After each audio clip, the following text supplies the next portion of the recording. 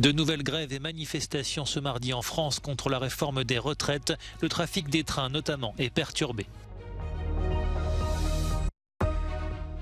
Joe Biden a déclaré ce lundi que les États-Unis ne livreraient pas d'avions de combat F-16 à l'Ukraine. La question reste ouverte pour Emmanuel Macron.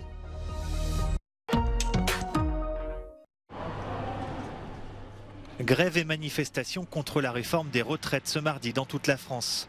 La SNCF a annoncé un trafic fortement perturbé, recommandant aux voyageurs d'annuler ou de reporter leurs déplacements.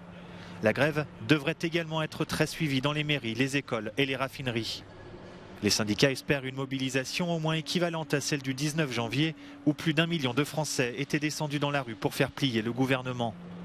La première ministre Elisabeth Borne reste pour l'instant ferme et affirme que le recul de l'âge à 64 ans n'est plus négociable. La réforme est une priorité du président Emmanuel Macron, qui la juge indispensable.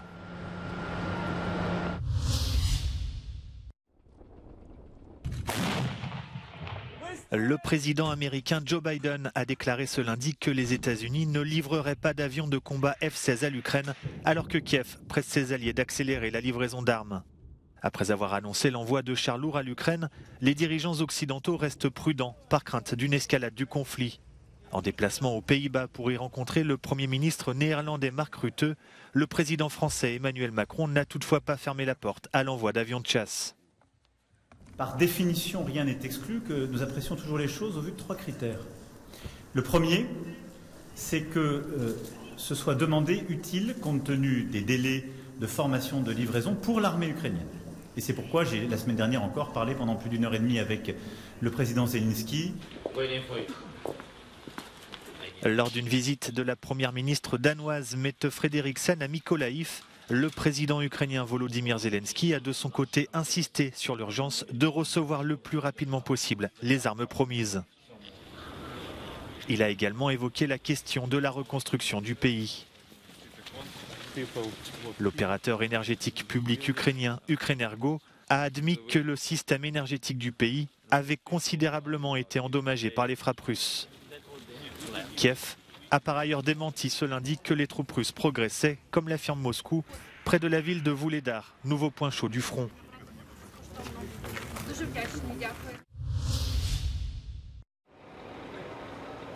Après l'Argentine et le Chili, Olaf Scholz est arrivé au Brésil ce lundi pour conclure sa tournée latino-américaine. Le chancelier allemand a annoncé une aide de 200 millions d'euros pour des projets environnementaux. 35 millions d'euros seront versés au fonds Amazonie après son gel en 2019 lors de l'arrivée au pouvoir du climato-sceptique Jair Bolsonaro. Sous son mandat, la déforestation en Amazonie a battu des records. Une partie de ce fonds pourrait être allouée à des actions d'urgence auprès de communautés indigènes comme les Yanomami qui souffrent de dénutrition et de maladies infectieuses. Nous allons prendre toutes les mesures pour mettre fin à l'exploitation minière illégale, a déclaré le président brésilien Lula. Nous allons faire sortir les mineurs de là et nous allons nous occuper du peuple Yanomami, qui doit être traité avec respect. Il n'est pas possible de voir ce que j'ai vu et de rester inactif. Lors de sa tournée, Olaf Scholz a également évoqué la guerre en Ukraine et relancé les discussions au sujet de l'accord de libre-échange UE-Mercosur qui concerne le Brésil, l'Argentine, l'Uruguay et le Paraguay. L'accord pourrait être signé avant le prochain sommet de l'Union européenne avec l'Amérique latine qui se tiendra en juillet à Bruxelles.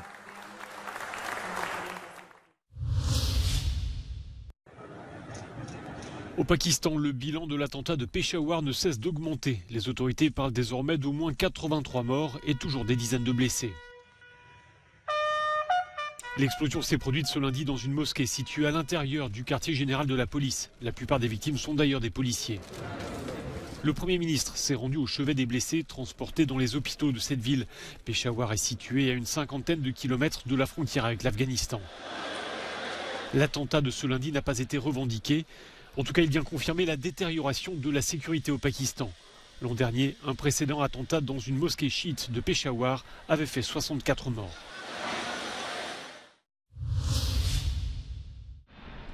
Le dernier 747 de l'histoire sort des usines Boeing ce mardi.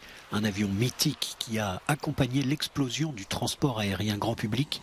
Un avion reconnaissable entre tous avec sa bosse sur le dos. Un avion enfin fort d'une carrière de plus de 50 ans. Le 747 Jumbo a été fabriqué à plus de 1500 exemplaires, dont l'un d'entre eux, le plus célèbre peut-être, est celui des présidents américains, Air Force One. Ce mardi, c'est un 747 cargo qui est livré à la compagnie américaine Atlas Air. L'ancien président brésilien demande un nouveau visa aux États-Unis. Jair Bolsonaro a quitté son pays juste avant l'investiture de Lula et son autorisation de séjour expire. Le dirigeant d'extrême droite avait indiqué vouloir rentrer au Brésil, mais il a changé d'avis. Son ancien ministre de la Justice a été arrêté dans l'enquête sur les violences du 8 janvier à Brasilia. Côté nord-américain, une quarantaine d'élus démocrates demandent le refus du renouvellement du visa de Jair Bolsonaro. Nous ne devons pas lui permettre de trouver refuge aux États-Unis afin d'échapper à la justice, déclare-t-il. Des dizaines et des dizaines de sièges vides dans le tunnel sous la Manche, et c'est intentionnel. Eurostar laisse des centaines de billets invendus aux heures de pointe parce que la police des frontières ne traite pas les passeports assez rapidement sur les premiers trajets entre Londres et l'Union européenne. C'est la conséquence des contrôles plus rigoureux exigés depuis le Brexit. It's particularly just frustrating when you're someone who didn't hope to leave Europe. And I think it's really important, especially to my generation, to be able to travel freely. I'm travelling for work today, so it makes a big difference to my ability to do my job in Europe. And it's a real shame. What have you noticed? What's the difference? The queues are much longer at the passport controls. There's actually much more separation of people. So if you have a UK passport versus if you have a European passport, like there's a clear distinction where you're going. And the lines are like, wait, with a French passport, personally I have a French passport, so I get through pretty quickly, but I see the UK people like spending a lot of time in the queues most of the times. La pandémie avait limité les déplacements, mais le retour des navetteurs et des touristes a entraîné une augmentation des temps d'attente. Eurostar a dû plafonner le nombre de passagers. Par rapport à 2019, sa capacité aux heures de pointe est réduite de 30%. Since Brexit, British passports are processed separately, and it's meant that passengers are now being asked by Eurostar to arrive 90 minutes before their train departs. But despite that, there are still bottlenecks at Eurostar stations, and it means the trains leaving first thing in the morning are never full, up to 250 seats empty every single day. Eurostar espère que le Royaume-Uni et l'Union européenne renforceront la police des frontières avec davantage de portiques électroniques pour réduire le temps des contrôles. En attendant, les voyageurs doivent s'y prendre à l'avance pour obtenir une place aux heures de pointe.